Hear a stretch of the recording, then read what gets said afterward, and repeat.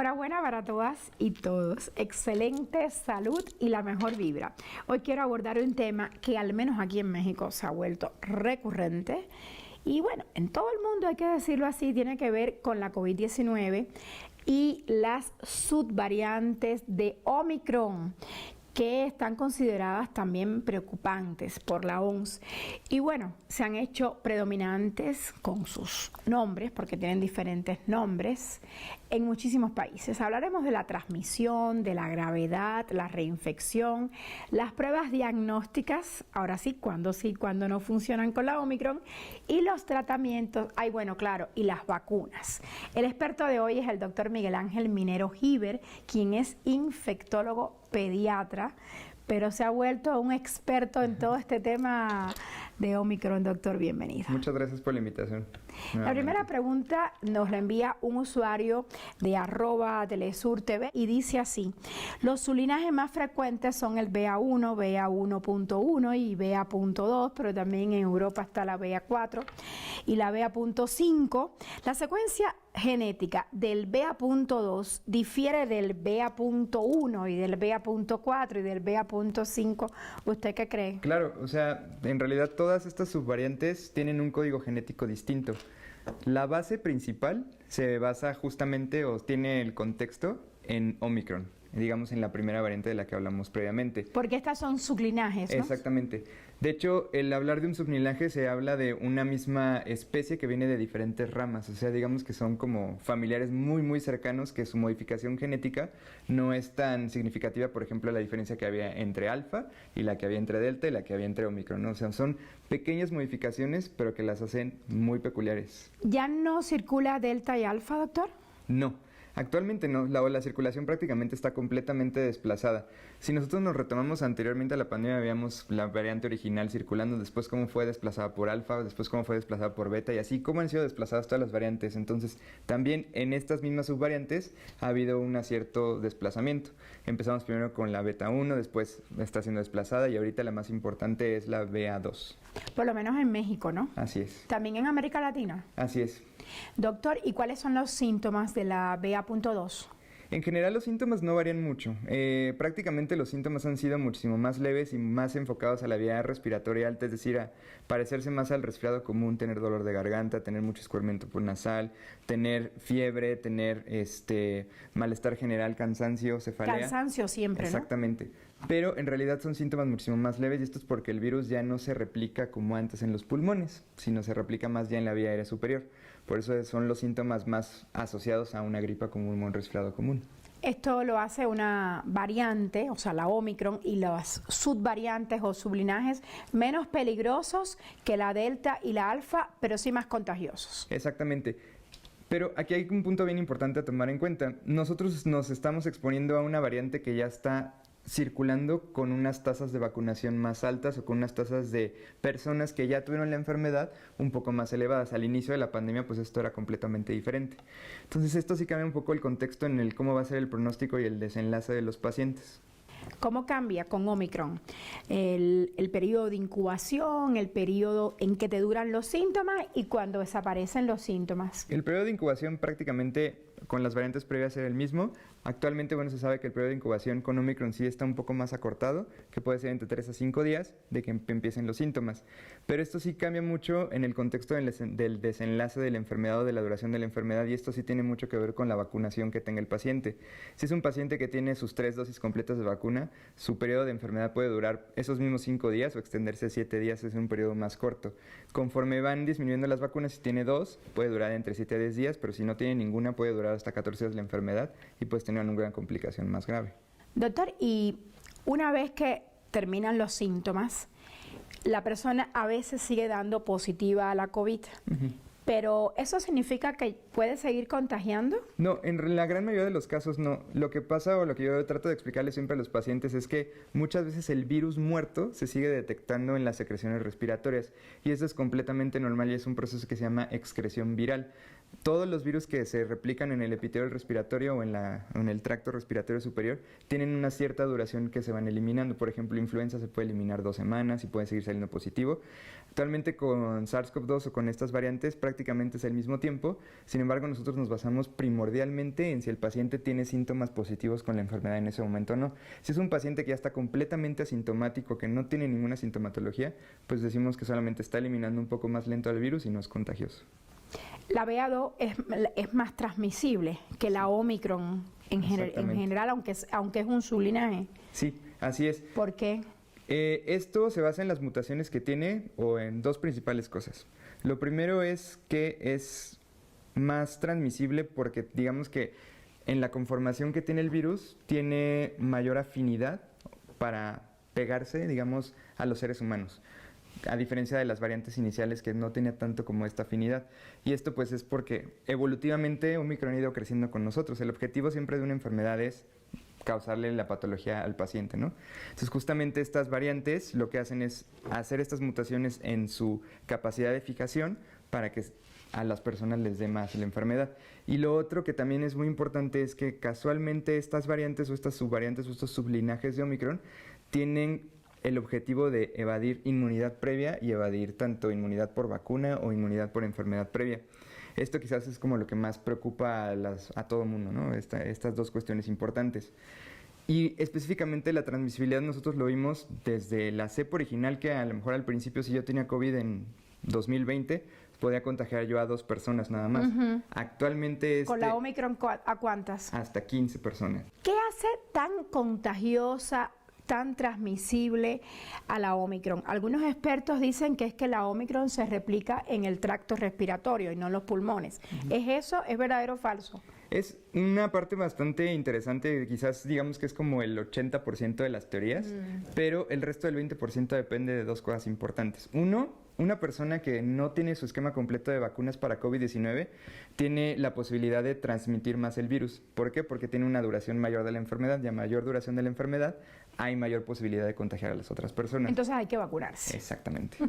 Lo otro es que hay ciertos estudios que hablan sobre la eficiencia del uso de cubrebocas, sobre los espacios abiertos, cerrados, que evidentemente pues conforme ha ido avanzando la pandemia pues se han relajado las medidas de seguridad y de bioseguridad. Entonces también esto influye mucho. Las restricciones de los espacios cerrados también ha disminuido. Entonces toda esta cuestión potencializa un poco más la posibilidad de contagio, hablando de que si nosotros metemos a 100 personas, antes en el 2020 a lo mejor solamente se iban a contagiar 2, ahora de esas 100 personas se pueden contagiar 15.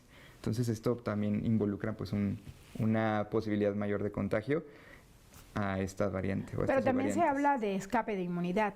Así es. El escape de inmunidad tiene mucho que ver con dos cuestiones importantes. Esta variante, o conforme se ha visto en diferentes países, se basa en la cantidad de personas que están vacunadas y en la cantidad de personas que ya tuvieron la enfermedad. Y esto es inmunidad inducida por vacunas, inmunidad inducida por enfermedad, o a lo que se llama inmunidad híbrida. Híbrida se refiere a que nos dio la enfermedad y aparte tenemos vacuna. En las poblaciones que se han estudiado donde hay surgimiento menor de estas subvariantes, es en las personas que tienen mayor índice de tener inmunidad híbrida. En países o en poblaciones donde solamente se tiene inmunidad por vacunación o inmunidad por enfermedad, es donde surgen un poco más de estas subvariantes o donde se están personificando o tipificando más estas variantes hacia ciertas poblaciones. Entonces, aquí el concepto de inmunidad híbrida es muy importante porque si nosotros aumentamos esta inmunidad híbrida, podemos nosotros tener una disminución en los contagios. Se dice que te dura más la inmunidad cuando te infectaste. O sea, para evitar la reinfección, ¿no? ¿Cómo evitas la reinfección? ¿Habiéndote contagiado o habiéndote vacunado? Híjole, es que yo creo que esa pregunta está bien difícil de responder. Pero lo que dicen los estudios científicos es que la reinfección se ha visto menor en pacientes que tienen inmunidad híbrida, que esta reinfección les puede durar por lo menos entre 6 y 9 meses. Las personas que solamente tienen vacunación, la reinfección va de entre 4 a 6 meses en promedio, más o menos. Pues la inmunidad híbrida le están dando mucho más peso para responder esa pregunta. ¿Las vacunas actuales siguen siendo eficaces contra la Omicron y sus sublinajes? Sí, o sea, actualmente las vacunas sí, porque como les mencionaba al inicio de nuestra charla, Omicron y las subvariantes se basan sobre un mismo arquetipo, sobre una misma estructura genética del virus, que la gran mayoría de las vacunas, principalmente si hablamos de las de ARN mensajero, las de vectores virales, son las que mayor potencial tienen para proteger contra todas las variantes, incluidas estas. Entonces, cuando escuchamos que hay un aumento de casos de hospitalización, como fue en Nueva York, esto quiere decir que es que no hay una alta vacunación. Exactamente. Lo que más se reporta sobre el ingreso hospitalario, y no nada más en Nueva York, creo que es a nivel mundial, son personas o que tienen alguna comorbilidad asociada, una enfermedad de importancia que ya por ende hace que su cuadro de COVID sea más complicado, o no tienen completo su esquema de vacunación. Y ha escuchado usted que la variante BA.5 es una variante de cuidado. Cuando regresemos de la pausa, yo creo que usted nos explique qué significa cuando la OMS te dice, ojo, esta es una variante de cuidado, y cuando nos dice, esta es una variante de preocupación. Vamos a hacer una pausa y ya regresamos con más de Entrevista Especial Guía tu Cuerpo.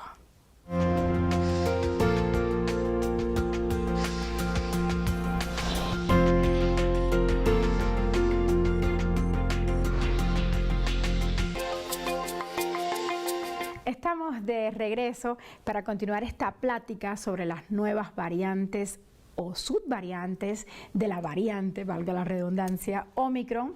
Y bueno, nuestro invitado es el doctor Miguel Ángel Minero Iber, quien es un infectólogo pediatra, como describimos al inicio. Doctor, antes de irnos a la pausa, hablábamos de que tal variante es preocupante y tal variante es de cuidado. Incluso se dice que la BA.5 en Alemania les va a dar mucha lata este verano porque van a aumentar los contagios. Lo dice el instituto que mide esto en Alemania. ¿Usted qué opina? Sí, hablar de las variantes y específicamente de la diferencia entre si es de interés o si es de preocupación. Realmente las de interés es cuando a los científicos les llama la atención algo en su estructura genética, pero que no condiciona un estrago digamos, en los contagios, en la demanda hospitalaria o en las muertes de los pacientes. Característicamente, cuando una variante se vuelve de preocupación es cuando justamente involucra estos 3 puntos que acabo yo de mencionar. Específicamente de la B5, lo que se espera para la Alemania es que como la transmisibilidad de esta va a aumentar un porcentaje pues importante sobre su sucesora, que sería la 4 o la 2, pues es lo que preocupa un poco a las personas. Sin embargo, las tasas de vacunación en los países europeos son un poco más altas a las que nosotros tenemos aquí en México. Entonces, se prevé que sí existan muchos contagios, pero que la enfermedad sea leve y no se requiera una demanda hospitalaria importante. Pero esto es muy importante tomarlo en cuenta, porque allá en Alemania o en Europa tenemos una población vacunada prácticamente pues en todas las edades, ¿no? Hablamos desde los niños de 5 años en adelante, ¿no? Hasta todos los adultos. Si nosotros traspolamos esto aquí a nuestra población, pues sí sería un poquito diferente, ¿no? O sea, no tenemos completamente la cobertura de vacunas en la población pediátrica, y que a lo mejor pues sí se gire un poco, ¿no? A quienes van a enfermarse ahora en este nuevo pico de la enfermedad. Pero ¿de qué depende, doctor, de que en Alemania y en muchos países de Europa la BA.4 y la BA.5 sea la predominante, y en América Latina y en México, por ejemplo, sea la BA.2? Okay. Entonces, ¿de qué depende? Estamos hablando de que según la zona geográfica hay predominancia de una variante u otra. Es correcto, depende mucho de la zona geográfica, pero algo bien importante es el tiempo que tiene existiendo una variante. Porque cuando nosotros nos enfrentamos a la variante B2 de Omicron, inicialmente pues empezó en Asia, en Europa, y poco a poco se fue extendiendo, bueno, y también surge en Sudáfrica, ¿no? un gran porcentaje, ¿no? Se fue extendiendo hasta ser una variante que prácticamente es dominante actualmente. En los últimos reportes que muestra Our Working Data, a B2 la pone como el 86% de todos los contagios de COVID a nivel mundial.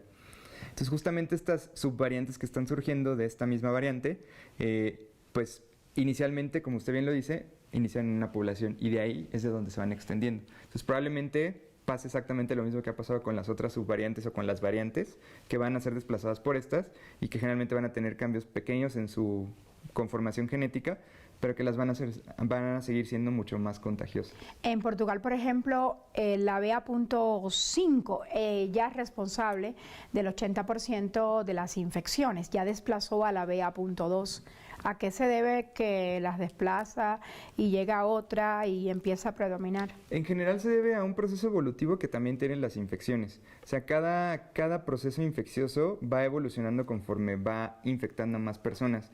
Para que surjan variantes se necesita que exista mucha circulación del virus o de un virus en una población, que exista poca tasa de vacunación o que exista poca tasa de enfermedad previa en esta población.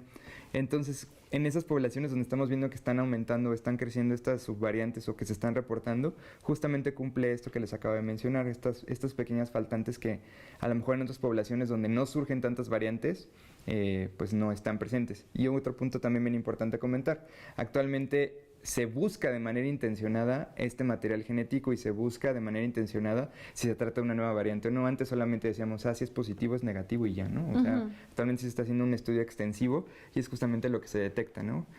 Nadie está protegido o exento de los riesgos de la BA2 o la BA.4 o la BA.5, aunque tenga vacunación o aunque se haya infectado antes. ¿Cuándo los anticuerpos bajan? ¿Cuándo? ¿En qué momento?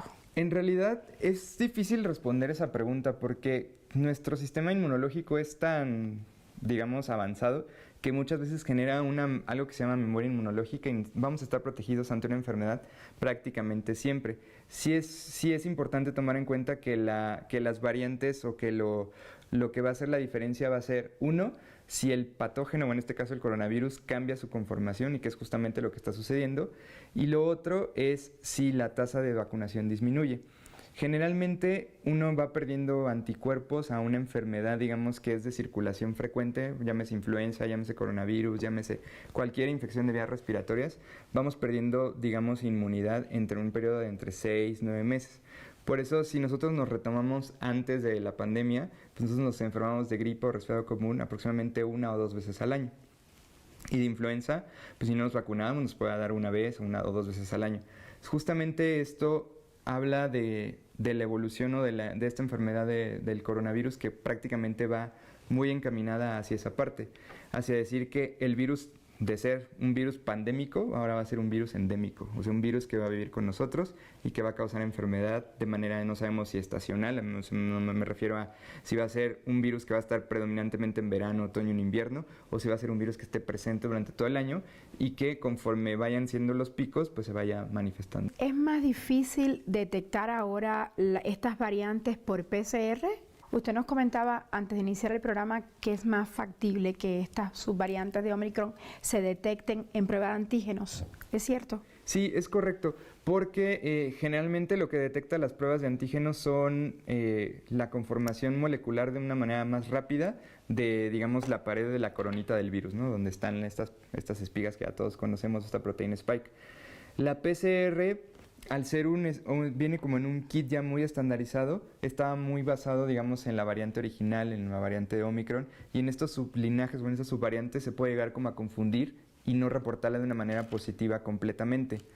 Aquí es bien importante recalcar en esto, si tenemos síntomas positivos con enfermedad, sabemos que si el 86% del virus que está circulando actualmente a nivel mundial es Omicron, la variante B2, pues por lógica, pues digamos, tenemos un 80% de probabilidad de que sea.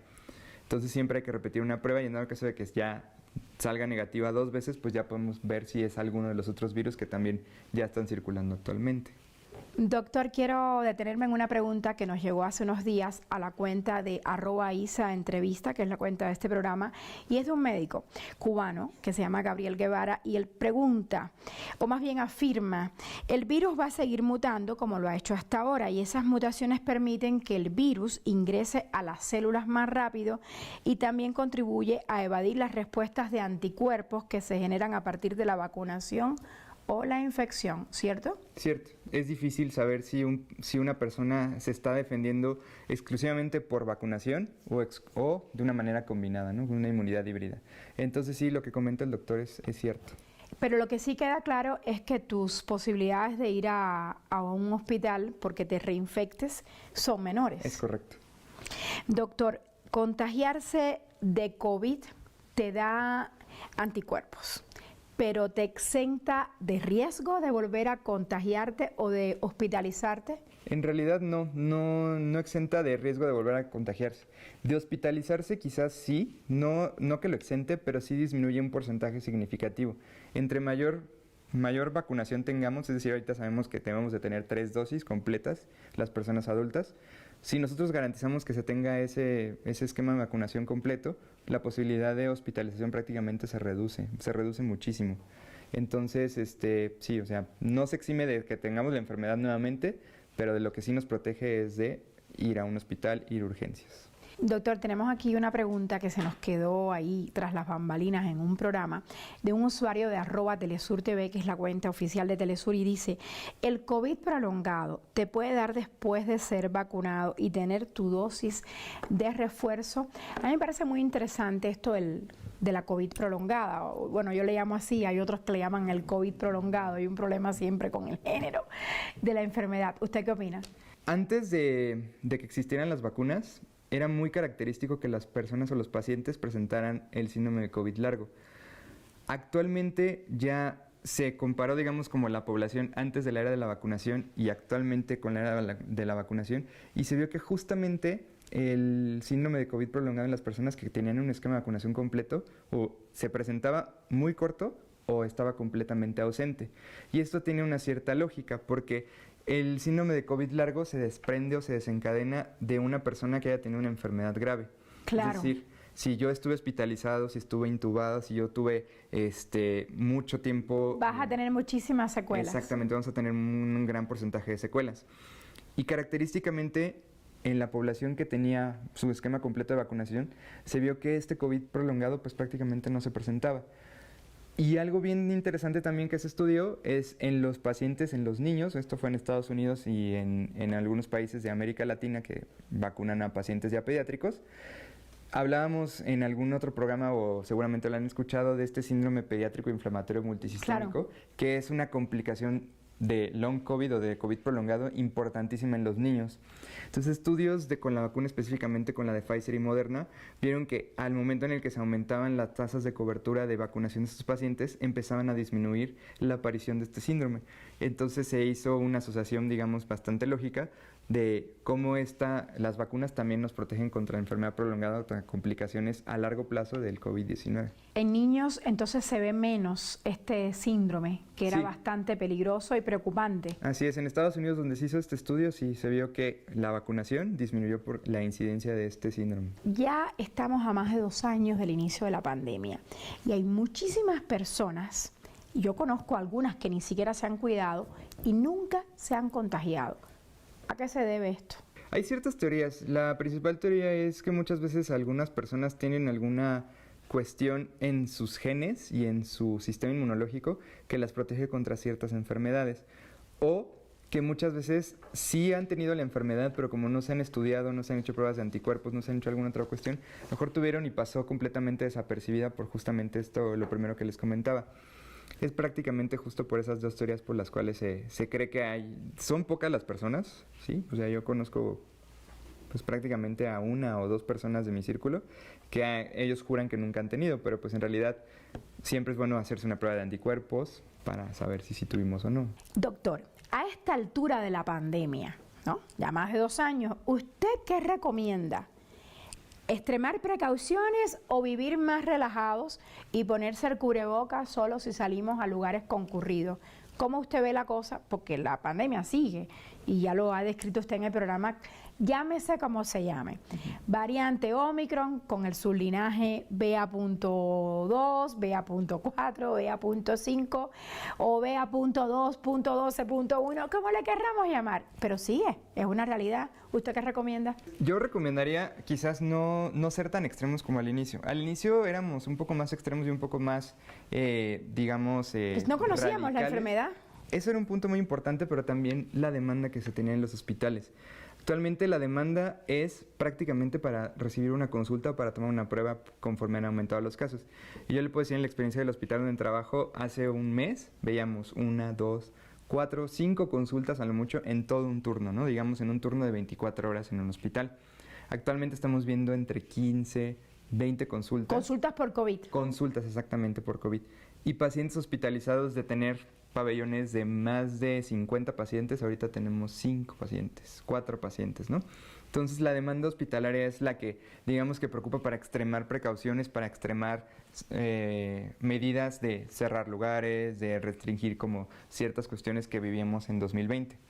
Que sí es bien importante y quizás lo voy a decir así porque pues muchas personas nos están viendo y es importante que lo sepan, pues muchas veces los mismos que relajan las medidas y que se desprotegen somos unos mismos.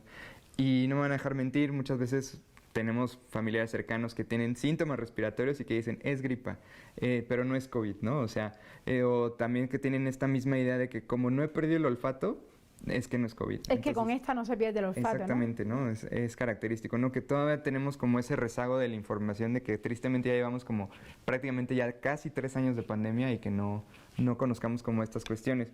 Entonces, lo que seguimos nosotros recomendados es principalmente uso de cubrebocas en los espacios cerrados. ¿Qué cubrebocas nos protegen mejor? Los cubrebocas de alta eficiencia. Llámense todos los que tienen un número, los KN95, N95, KFC94, todos esos van a tener una protección muchísimo más alta. Y justamente con estos nuevos linajes o subvariantes de la variante Omicron, se están recomendando más el utilizar estos cubrebocas por la eficiencia que tienen, ¿no?